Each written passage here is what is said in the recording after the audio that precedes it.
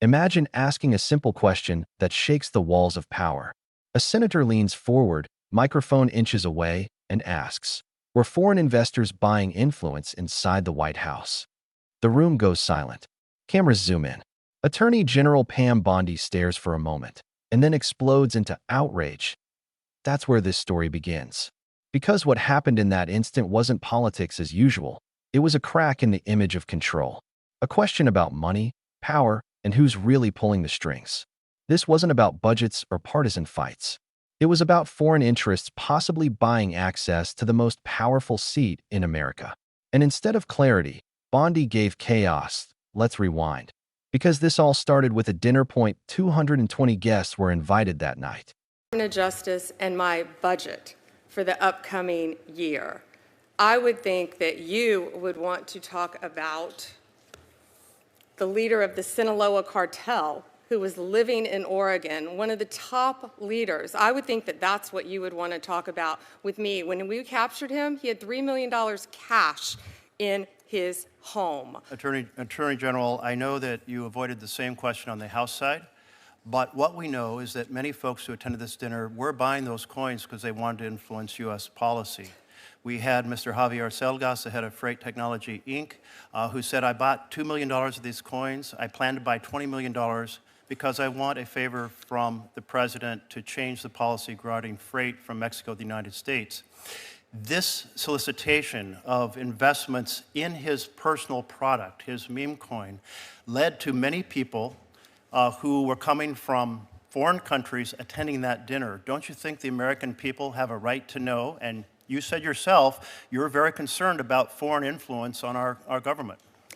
Senator, it is wildly offensive that you would accuse President Trump of not protecting American interests in our country when he is the president that has shut down our borders, unlike Joe Biden. President Trump has done everything to make America safe, and you asked me the question, and keep America safe. Do you and know you're trying to play a gotcha question at a budget hearing when you have murders left and right in your state, violent crimes, and we are doing everything we can to help your liberal state. Whether you're liberal or not, we're going to do everything we can to help the citizens of your state, and you're trying to avoid that because you're trying to play a gotcha question with the President of the United States, and it's not going to work. We're here to talk about our budget for public safety. I do believe that as the leader of the Department of Justice, you should be concerned about foreign influence. There was obviously a lot of foreign influence and individuals who said they were there for that reason. And so will you appoint a special investigator to make sure that that foreign influence does not affect the policies of the United States of America? I'm not going to tell you what I will or will not do, other than I will do everything to keep the people of your state safe, even though you don't want to talk about anything to do with your state because of the crime in your state. You also voted no on the Laken-Riley Act. We are doing everything we can to protect the citizens of this country. You also said that President Trump encouraged protest. It was the opposite. He's done everything he can to keep us safe, and he will continue to, as well as the Department of Justice. It speaks volumes that you won't answer the question about transparency when the president is asking people to invest in his company and his products, and that foreigners are attending these events. I think transparency would be appropriate. Are you going to recommend any ethics guidelines to make sure that foreign influence does not find its way in through the doors of the White House? How do you characterize foreigners, the illegal aliens that have flowed into our country? Is that who you're talking about? You don't want to talk about them. You don't want to talk about the crime that has gone rampant throughout this country and your state. Well, you know, these hearings are a chance for us to ask questions, and I assure you I'm engaged in national security in many, many ways.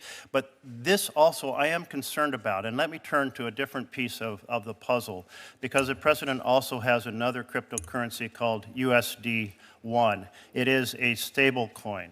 There was a request by UAE to produce AI chips that would go to UAE. The National Security Advisor of UAE is also the CEO of MGX. So after that request for those chips occurred, MGX then said, we will buy 2 billion, billion with a B, of the president's coins, and then the president went to the Middle East and said, we will get you those AI chips. Does this sequence of events in which a foreign government asked for a big favor, and we had previously banned these chips to UAE because of the national security concerns. Then they buy $2 billion of the president's coins, and then the president goes to the Middle East and says, we will provide those chips. Does that sequence of events concern you about foreign influence on the United States of America? The foreign influence on America that I would be concerned about if I were you was the Mexican national that resided in Oregon, who we just arrested, who had 384 pounds of methamphetamine. The foreign individual who I would be concerned about if I were a senator from Oregon is the Honduran drug trafficker who was residing in Portland for distributing fentanyl. The foreign national I would be concerned about if I was a Portland senator, an Oregon senator, is a Mexican national leader of a drug trafficking ring. Another one, fentanyl, firearms, fatal overdoses, all in your state. You have made your point. 57,700 fentanyl pills and stolen firearms in Oregon. That's what we should work together on, not gotcha questions during a budget hearing. Let me recognize Senator Merkley. Thank you very much, Mr. Chairman. The Attorney General certainly has made the point that she's very concerned about issues that I'm concerned about as well regarding the security of this country. But let the record note that in terms of foreign influence and the sale of foreign influence through the president's coins, she absolutely refuses to respond and instead turns to a whole list of different topics. I think it's important for the leader of the Justice Department of the United States to be very concerned about foreign influence, and I encourage you to take on that topic and not consider it an offense that those of us who are concerned here, Democrats and Republicans, want Americans to make American decisions, not foreign influence being bought through crypto coins. Senator Murkowski. Chairman. Not donors, not policymakers, investors. Each had purchased large amounts of the president's personal meme coin. It wasn't a campaign fundraiser. It was a private celebration for those who had bought into his brand, literally. The room glittered with money and influence. Photographers weren't allowed. Reporters were kept out, and every attendee had paid their way in through the blockchain. But soon, questions started swirling. Some of those investors weren't just Americans chasing crypto hype. They were international business figures. Executives, fund managers, even foreign nationals with direct interests in U.S. trade and technology policy. That's when Senator Jeff Merkley decided to ask what everyone else avoided. Were there foreign interests at that dinner? And did they buy access to the president? The reaction from Pam Bondi was immediate and furious. Instead of answering, she accused Merkley of playing politics. She tried to turn the conversation to crime rates, border issues, anything but the actual question. The temperature in the room rose, but Merkley didn't flinch. He wasn't chasing headlines. He was chasing the truth that he pressed again, citing Javersell Gas, a freight industry executive who had publicly admitted to spending millions on the coin because he wanted trade rules changed. That's not speculation. That's on record. Still, Bondi refused to engage. Her tone sharpened, her voice tightened, and the wall of deflection grew taller. Every dodge made one thing clearer. There was something she didn't want discussed. Then Merkley took it further. He brought up a second cryptocurrency, a stable coin called $1, also tied to the president's personal brand. Reports suggested that after a UAE-based company, MGX, invested $2 billion into that coin, the administration suddenly approved the export of restricted AI chips to the UAE, technology previously blocked for national security reasons. If those timelines line up, the implications are explosive. Foreign investment, policy reversal, diplomatic visit, a pattern that looks a lot less like coincidence and a lot more like influence.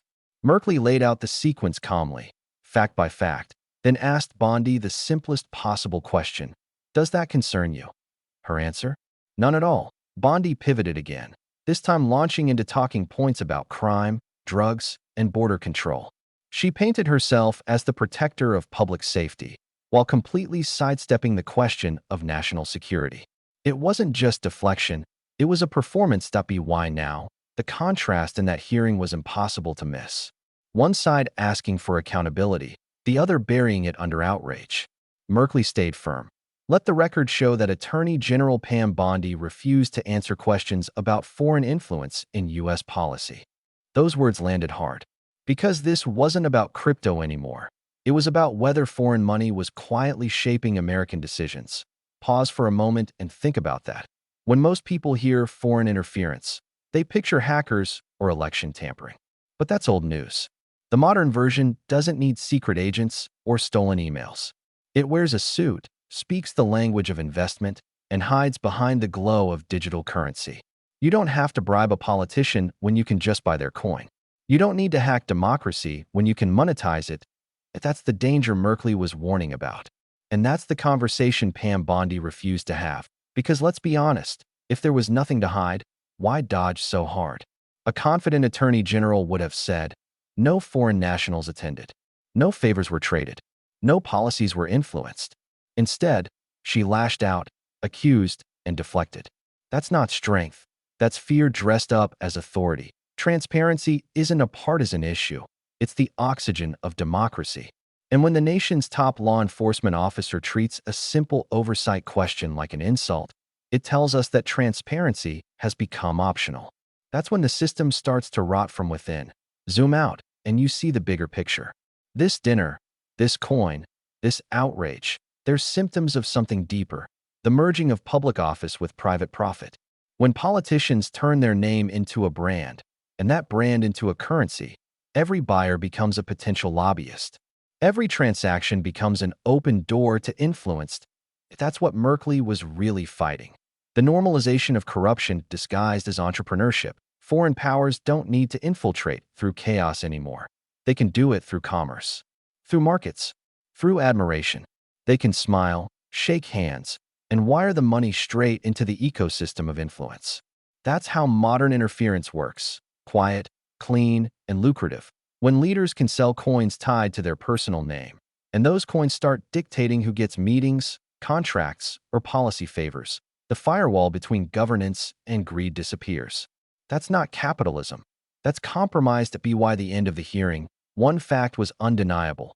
Senator Jeff Merkley asked questions that mattered, and Pam Bondi refused to answer any of them. Her outrage became the distraction. Her silence became the story, and that silence is dangerous. Because the biggest threat to democracy isn't always corruption, it's complacency.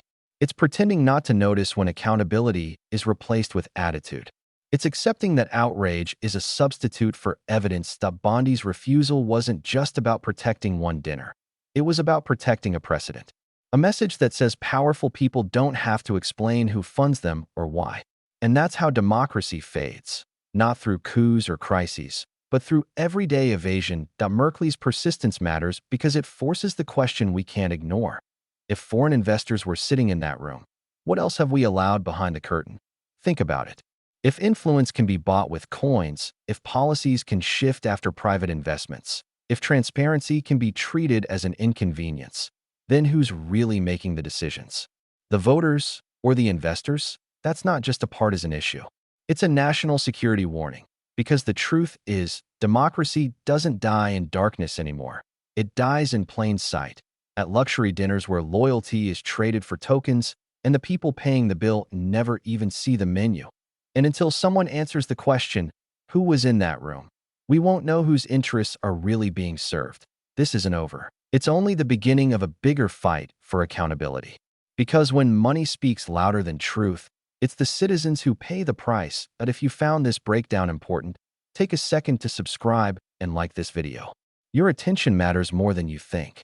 Staying informed isn't just about following news. It's about defending transparency. When leaders dodge questions and power hides behind outrage, your awareness becomes the strongest weapon there is. Stay curious. Stay aware. And remember, silence is the most dangerous currency of all.